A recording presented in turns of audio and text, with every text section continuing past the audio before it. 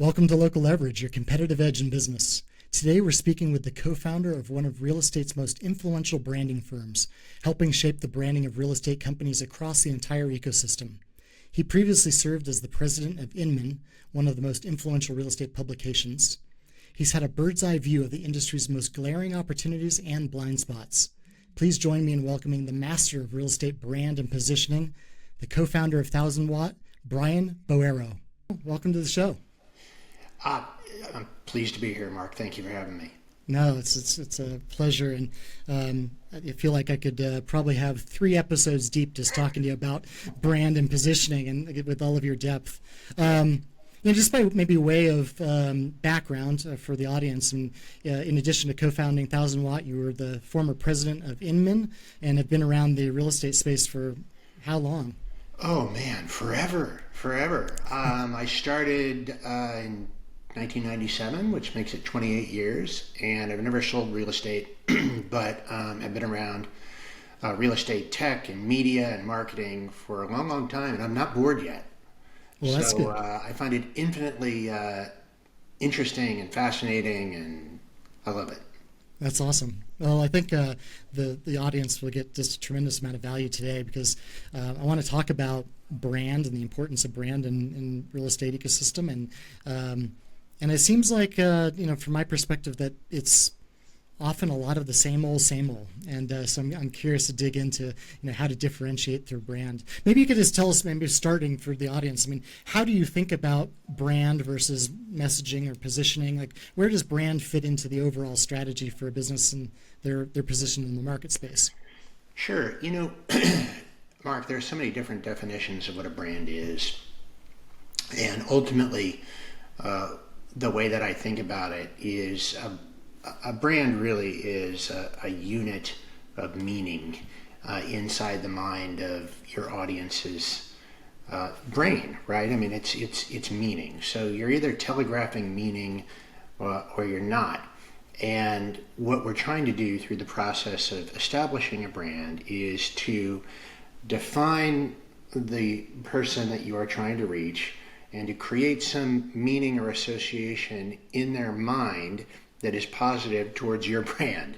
I mean, it's pretty straightforward stuff, but yet, in many cases, certainly in real estate, and I think also local marketing as well, it's very hard to do in practice because everybody tries to do the same thing. And that creates a bit of a problem, which we can get into. Yeah, I mean, easy to say, difficult to do. I also it seems like from my vantage point, especially in the real estate agent side of things, everybody follows the same kind of templates. They have the same message and view outwardly to the market, and just seems like that's a mistake. But why do so many people do that?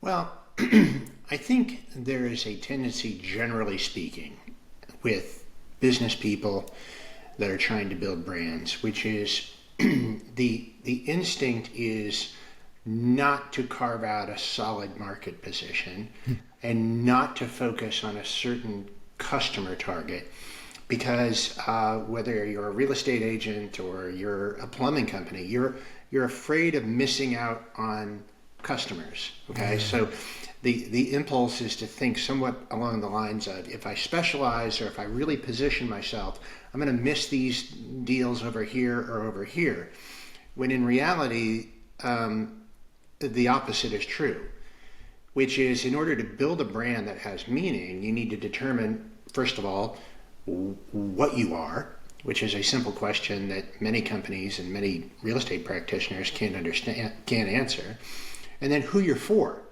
Who am I here for? And then the task becomes, well, how do I deliver unique and differentiated value to that person that I am for?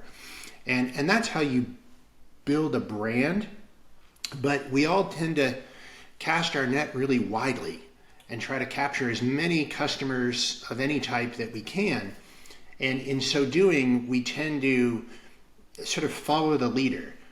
So in real estate agent world, it's, well, who's the big guy or gal in my neighborhood or my city, and how do I emulate what they do? Because they've done something that seems to be working, I need to do that. And the way that I sometimes put it is real estate is a look around business.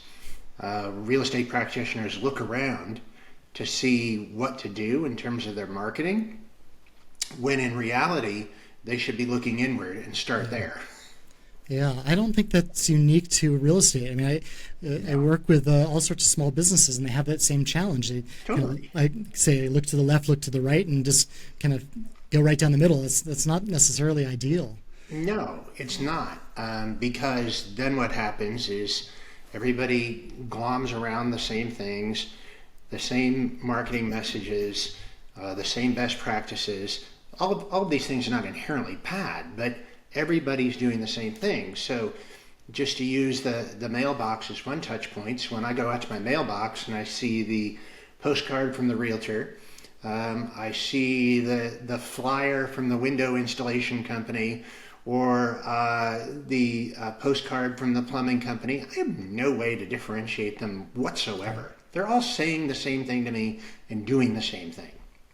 Yeah, I love this conversation because I get really frustrated by this because I often see that they don't understand their special niche, and then also they're coming at you with all about them, not about you and your situation or what they know about you and your problem, right? And so, yeah, I think that's really poignant. But yeah, I was working with a loan officer 2 weeks ago, and he was asking for some help on his marketing and how to go about lead generation better.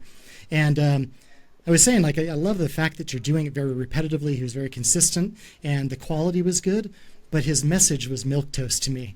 And I was like, what differentiates you? What makes you special? And he's like, well, I can, I don't know that I really have anything special. I mean, I do the same loans that everybody else does. And yeah, so anyway, after a lot of conversation, he had identified a segment of the market that he did really well with, and this guy was Greek, and he was helping other Greek immigrants, to realize the American dream. And I was like, that's your thing. Like, you need to go deep on that, and like, that be your why. How do you go about coaching people through finding that first, that why, or about them? Like, what's that process look like? Yeah, I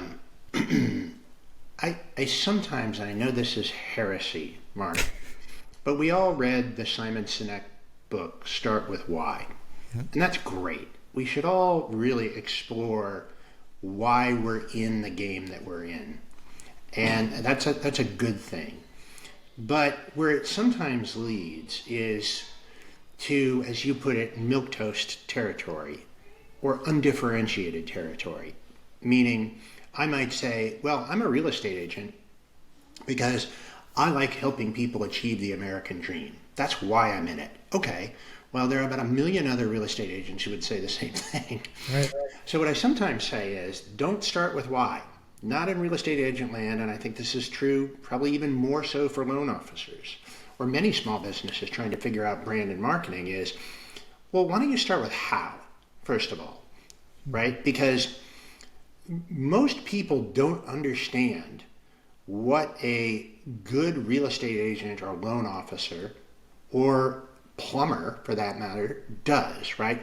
Start with how, because your customer has no idea what you really do and how you do it, and then therefore cannot value you appropriately.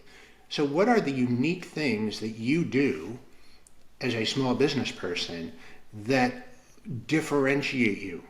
So if I'm a real estate practitioner, maybe I do certain pre-disclosures that other agents don't do.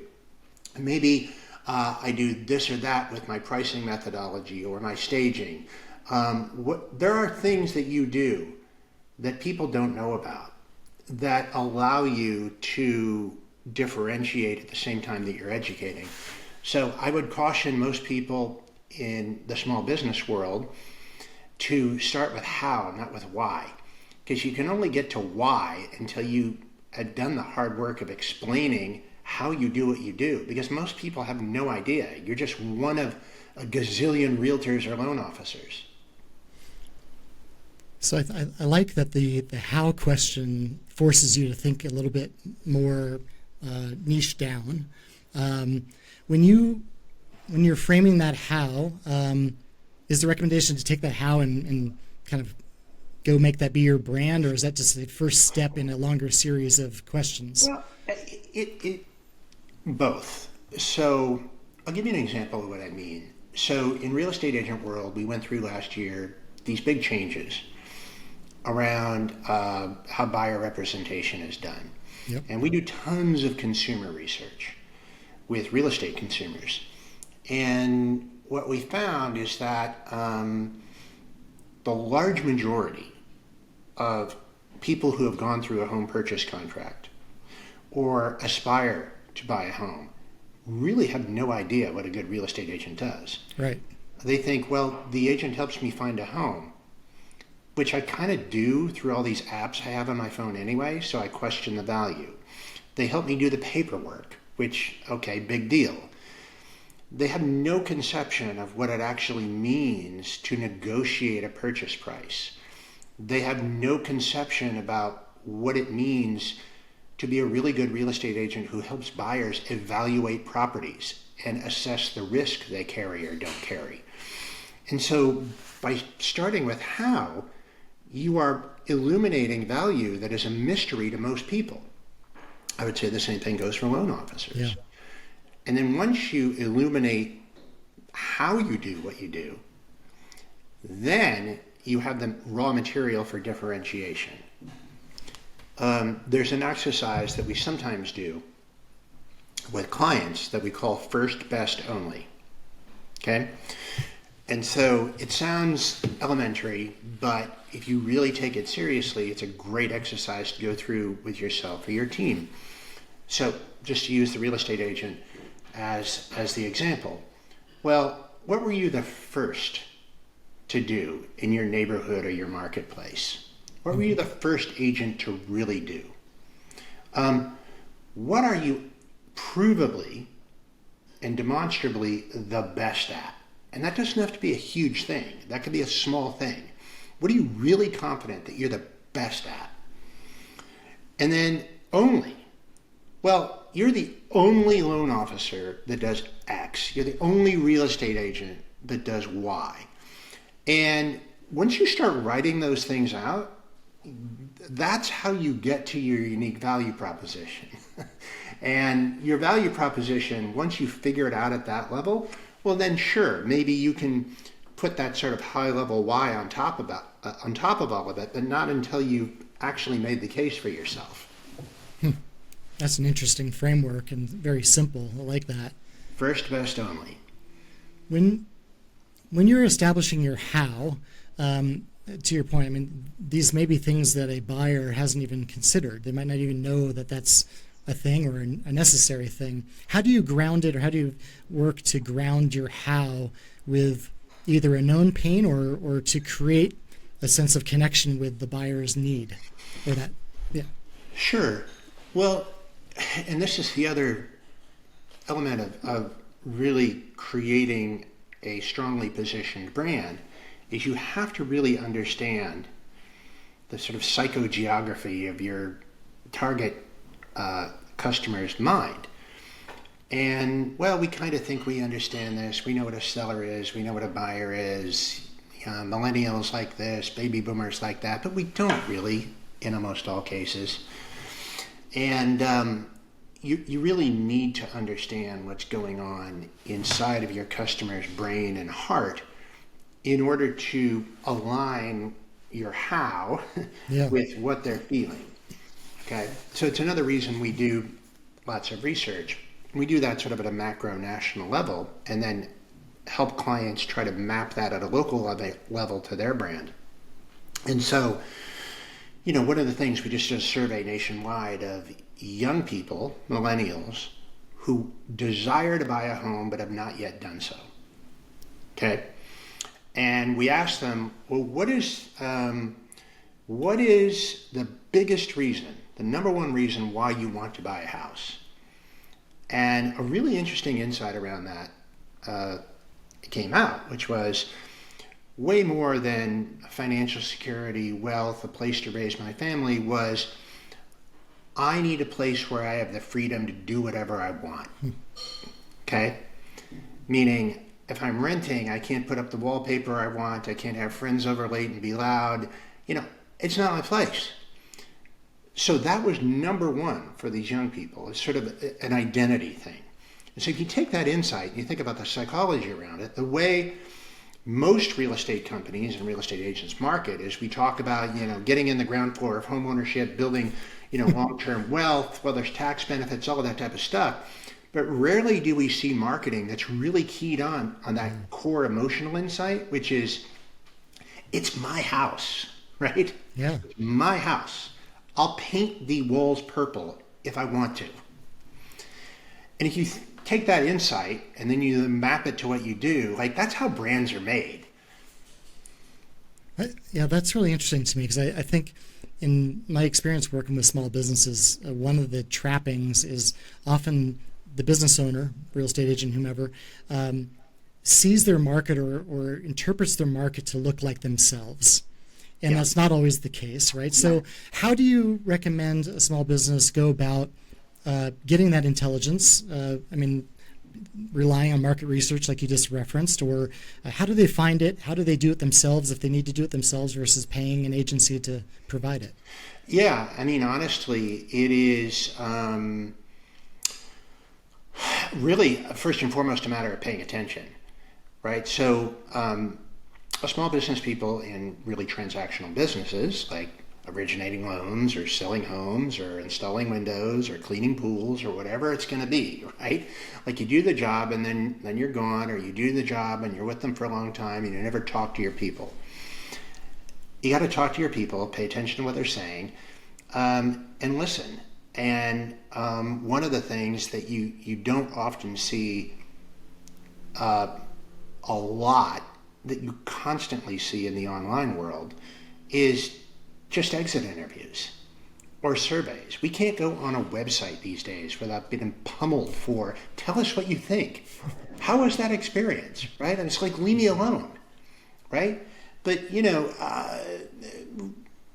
very few real estate practitioners and loan officers that I knew methodically go back and do an exit interview or an evaluation. And that's got to be where it starts. First of all, just pay attention and listen. Yeah.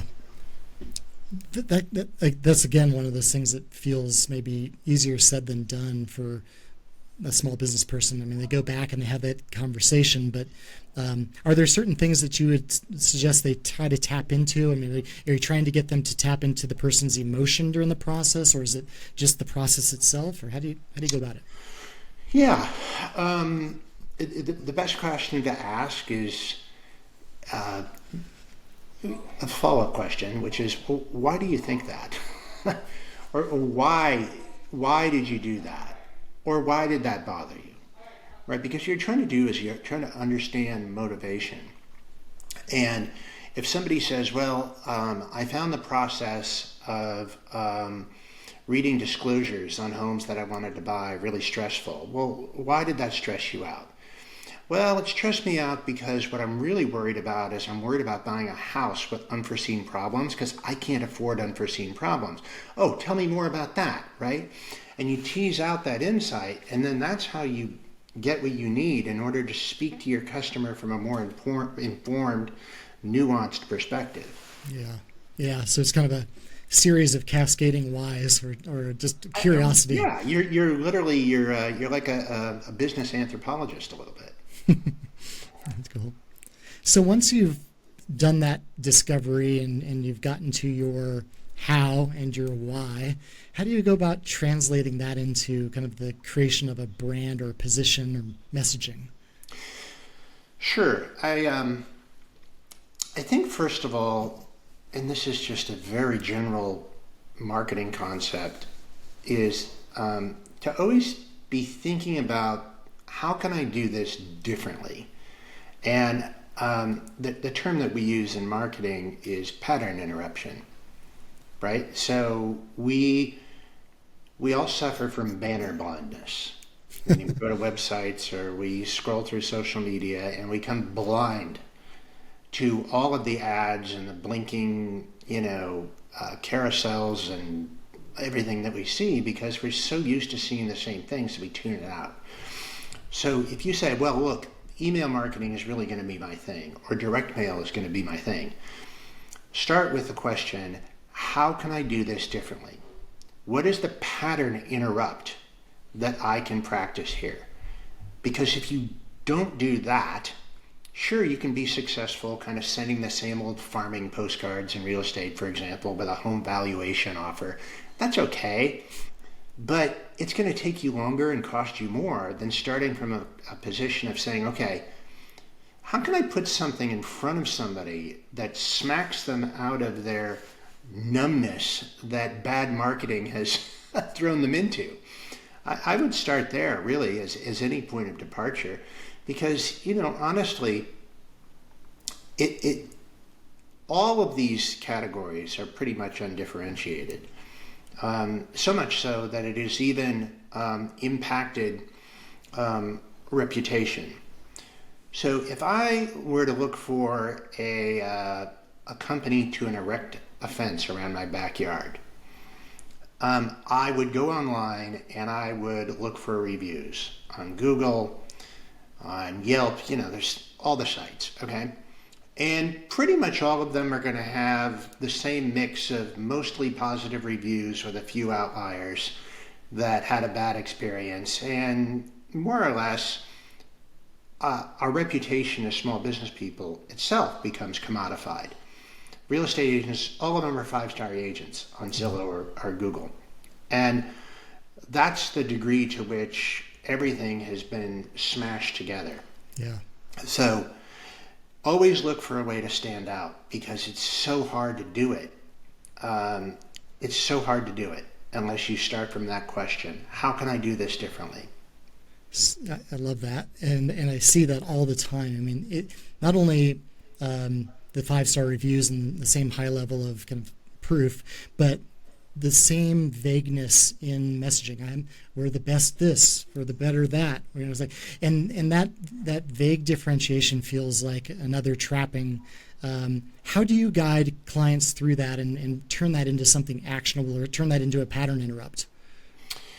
Yeah, well, that's really where the creative process comes in. So if you do the work of sort of defining your brand, positioning it properly, which again is, determining what you are, who are you for, and then how you deliver unique value to that person you're for, right? That's positioning. Once you figure that out, then you need to express that.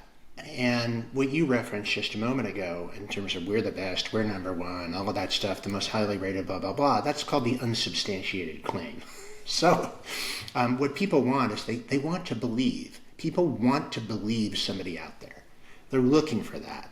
So you need to give them claims that are substantiated, and you need to give them, to throw another marketing term out there, reasons to believe.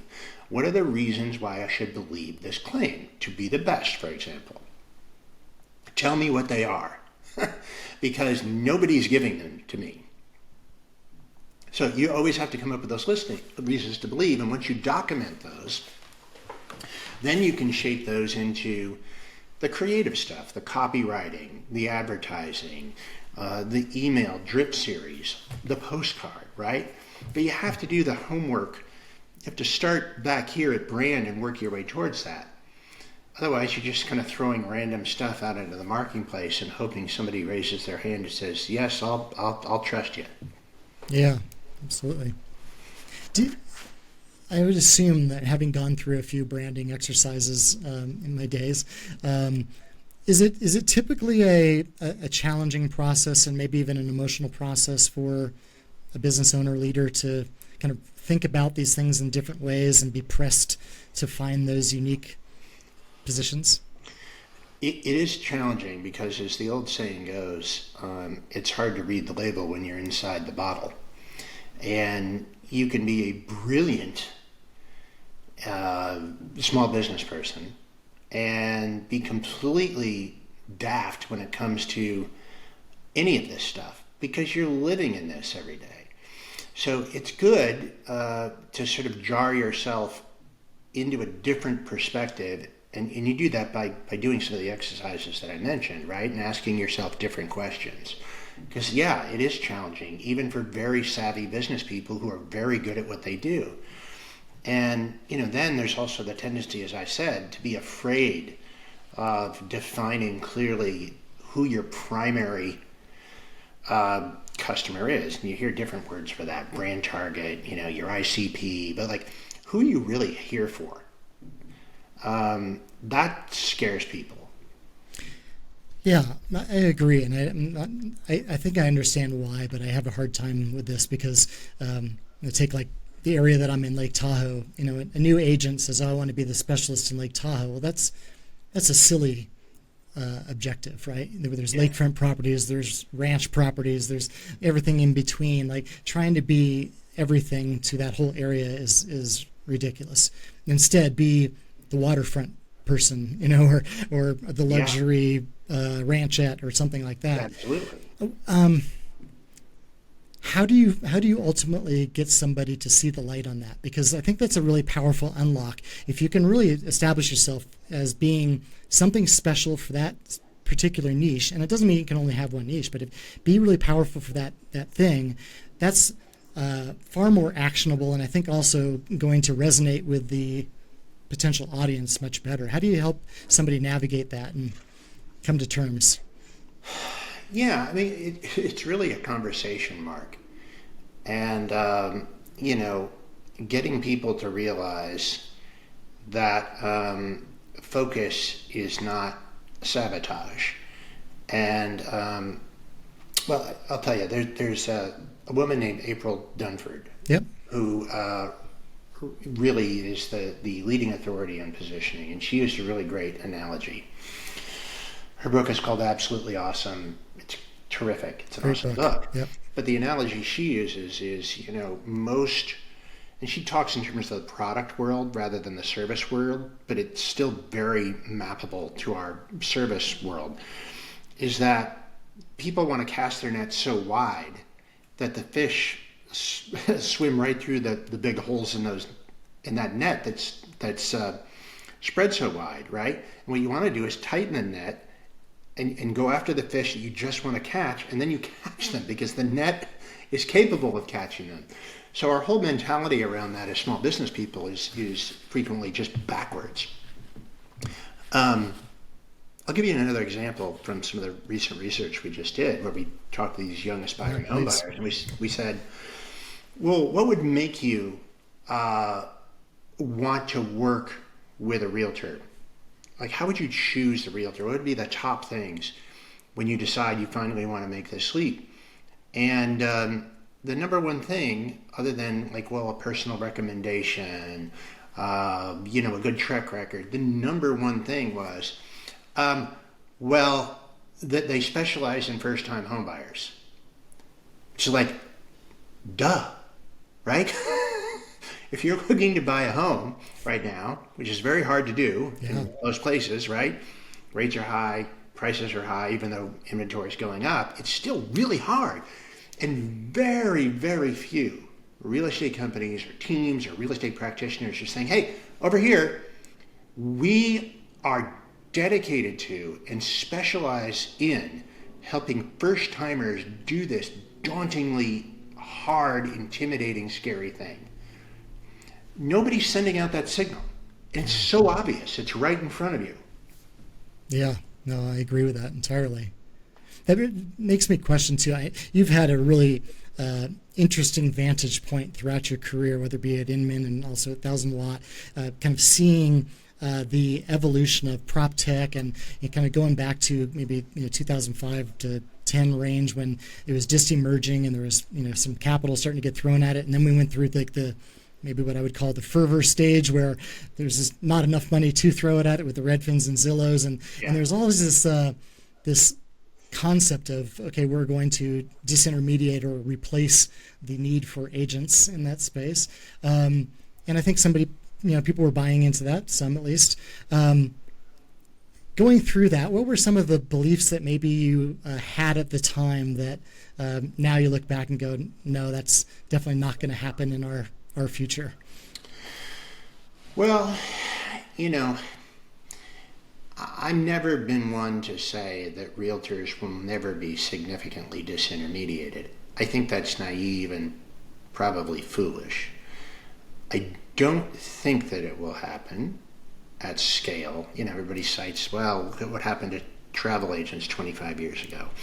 I don't think that's happening for a lot of reasons that are obvious, and we've all heard them about the emotional, personal nature of the transaction and all of that.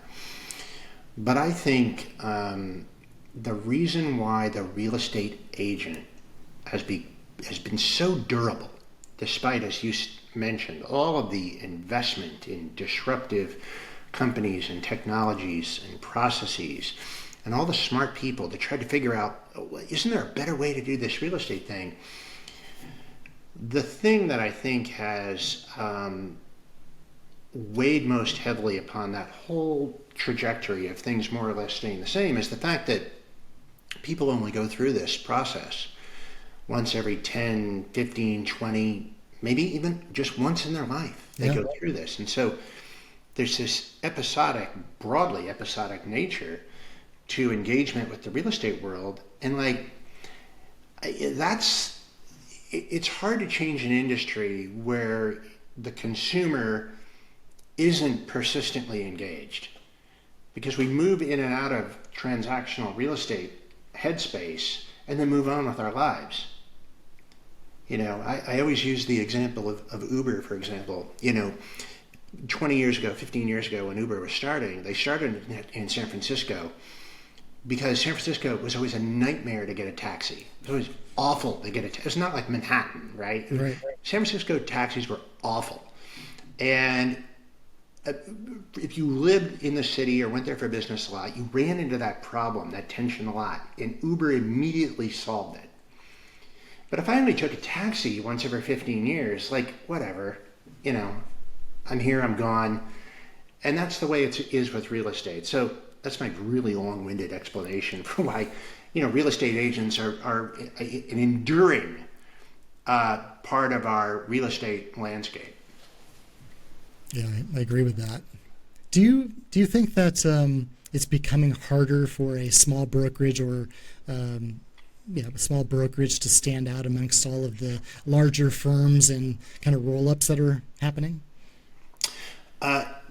Yes and no. I think we're going through a phase of consolidation, a wave of consolidation in residential real estate right now, with strong brokerage companies buying weak ones, agents gravitating towards some larger companies and leaving others. And that's happened before. It happened, in the late 90s, early 2000s in a big way. It's happening again. And it does make it harder for small companies and small practitioners to compete. But, there's always the counter trend within the trend. And I continue to see really great small indie firms, boutiques, small teams do well. I read a statistic just a couple months ago that between 2016 and today, the number of independent booksellers has doubled in the United States of America. Now, go back 20 years, what was supposed to happen to those companies? Yeah, gone from Amazon. Gone. Amazon was not just going to kill the independent bookseller. For a while there, when we were all buying Kindles, they were going to destroy the book itself. Right. And during that whole period, consistently, because I dug into it, independent booksellers rose, and then spiked upward. So, it's hard to stand out, and the bigger are getting stronger, and consolidation is happening, but it's far from game over. So if you were running an indie brokerage right now, how would you approach your strategy to stand out massively from this larger group? I would spend a hard time looking inward, figuring out what are we best prepared to do and say in this marketplace, and who are we best prepared to serve better than anyone else in this marketplace. And to do that sort of inward assessment, and to really focus intently on connecting the answers to those questions you ask yourself with the questions that your target customer has. and their pain points and their hopes and their rational and emotional calculus. It's just doing the work that any brand-oriented business does, that we have kind of glossed over in our transactional real estate and mortgage world. That's good stuff. I'm curious about your take on kind of the technological advances most recently, like AI, and how you see AI fitting into the real estate ecosystem, maybe first, and then I'd love to get some perspective on tools.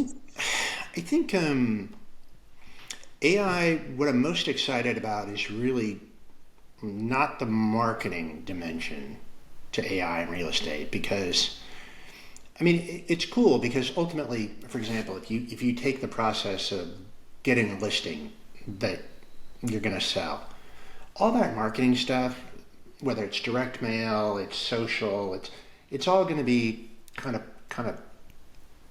easier and faster and push button, which is the territory in which you all have been playing for some time, right? It needs to be simple and it needs to be in one place. And I think AI will accelerate that. But I think the most interesting thing is really both in the mortgage category and in real estate brokerage is just the operational stuff, right? Like streamlining the process. Loan processing, review of disclosures on the real estate side. Like all of this stuff can be greatly accelerated. And that's kind of that's the most exciting stuff that I have seen. Yeah. Are there some areas of AI that you say, boy, this is overhyped, and I hope I don't see it in real estate in this way? Well, I think that there is a tendency, I think, here, it is a tendency already, and I worry that it will accelerate, is that AI, in terms of our marketing, will accelerate that sameness, right? Meaning, we're all sort of feeding into this engine, into these LLMs. They're spitting out stuff that we put back into the digital world, and it's consumed again. So there's this like homogenization possibility around AI in terms of branding and marketing and messaging that I do worry about. So while AI is going to make marketing easier in some ways, I think it needs to make us ever more vigilant about defining what is unique about us and unique about our brand and unique about how we speak to our target customers. Because AI, is kind of pulling everything together. Yeah, I agree with that. It's also it's flooding the space with more content, but it's, to your point, it can be very generic content or undifferentiated. And so I'll give a little plug here for your 1,000-watt The Dose newsletter, which has exceptional writing and exceptional insight and contrarian views. I feel like that's almost the ante to the game going forward to really establish a strong brand to stand out. How do you recommend people do that? Well, I mean, another sort of construct that we sometimes use is, what is the problem that you, as a company or brand, see in the world? Okay, you have a point of view on something. And, okay, you identify the problem that you see with the way things are, and you establish a point of view.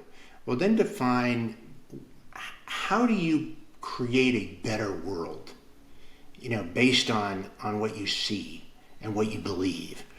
And that's really where you get into the stuff ultimately of your why, Mark, is by developing and cultivating that vision of a better world that is brought about by you being here doing what you're doing. And, for example, you mentioned our newsletter, The Dose, right? I mean, our point of view is that the practice of real estate is so terribly important as to be almost sacred, but it is not taken seriously enough by the industry. And that is not reflected it is not reflected well in how we do marketing and how we present brands. We don't present them with the seriousness and care that they deserve. And so we create a cartoonish industry that is not taken seriously by American consumers. And we permit a lot of dumb stuff in this industry. And we're here to, in our small way, create a real estate industry where the best people win more often and we have less stupid stuff. So, that's something that we have, adhered to for years and years and years. I wonder, I mean, maybe this is my take on this, is how much of that is a result of, in real estate in particular, being so myopically focused on lead generation versus the establishment of a brand for all of the other benefits of brand. Yep. How do you get people to move from just being focused on the next lead to creating legacy through brand? Gosh, you just opened up like another 10 podcast episodes, Mark. But yes, look, I 1,000% agree with you, and we're on this transactional hamster wheel where we just can't get off it because we're always chasing the next lead or the next deal. And it's done the real estate industry and real estate practitioners in the aggregate a great disservice. I always say that an online lead is just another client that some other agent neglected. That's all an online lead is, and it's true. You could say, well, what about the first timers? Well, you should have got the referral. Yeah. Right? I mean, that's all an online lead is. It's some other agent's client that they abandoned. And if we can ever lift ourselves by thinking in terms of brand and thinking about long-term value and thinking strategically, that's how success is built. That's how resilience is built. That's how long-term wealth is built. If we could just take a minute to step off the online lead gen hamster wheel. Yeah, I 100% agree. And I think when you talk about online leads, you're talking about the lead sellers, right? I mean, I think that is such a dangerous trapping for a small business or for an agent to get too reliant on that. If you want to augment here or there with a purchase lead, then rock and roll, you do you. I don't think none of these things are inherently evil. No, but if you're solely reliant on that, you're in trouble because you're not establishing presence or brand at all. Yes, and really the most negative thing about them is that it frequently it prevents people from even having these longer, more strategic ruminations about their brand and their business. I totally agree. Yep.